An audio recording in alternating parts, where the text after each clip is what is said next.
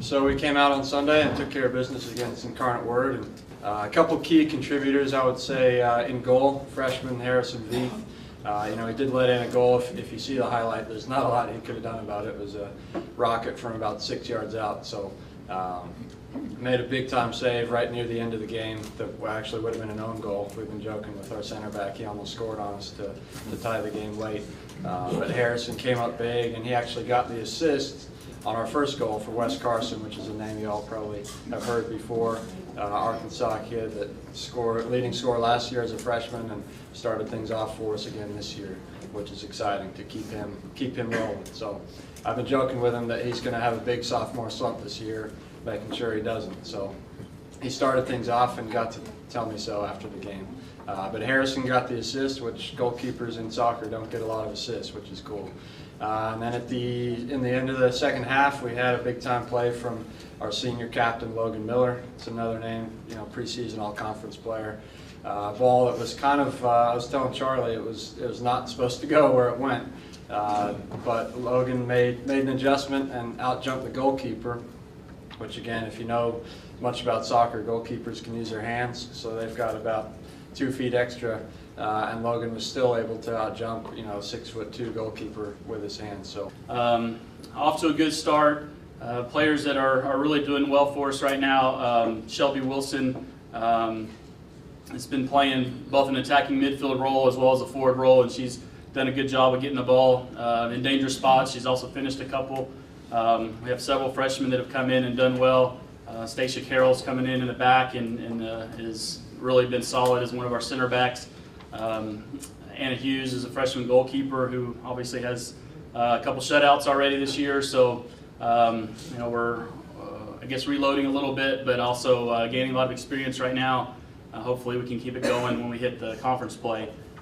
Tough weekend ahead of us.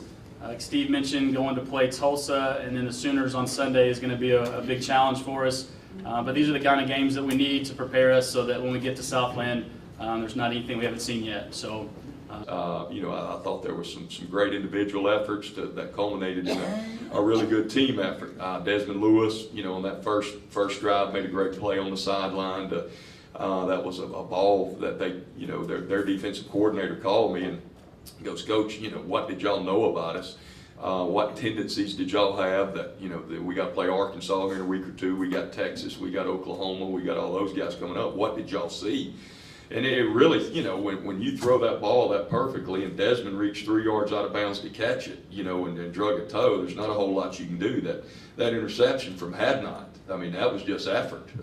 He was a nose guard that had sprinted and then dove, and it wasn't anything that you could see. It was just tremendous effort and great individual plays by some of the guys that gave us a chance to hang in there and gave us a chance to win the football game. We just made a few too many mistakes that we hope to get buttoned up this week. And this week presents a tremendous challenge for us. UT Martin is an outstanding football team.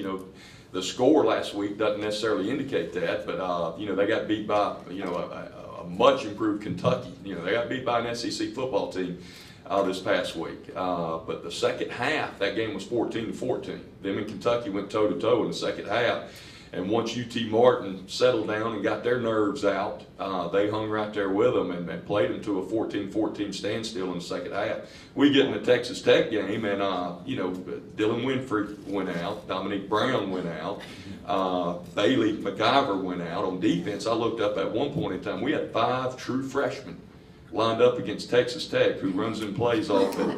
They run a play every 15 seconds, and we had 5 true freshmen out of our 11.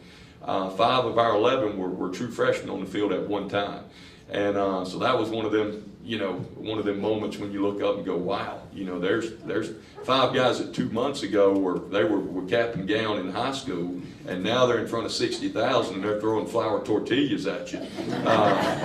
So that was one of those moments. So if y'all are wondering why we called our timeouts on defense, there you go.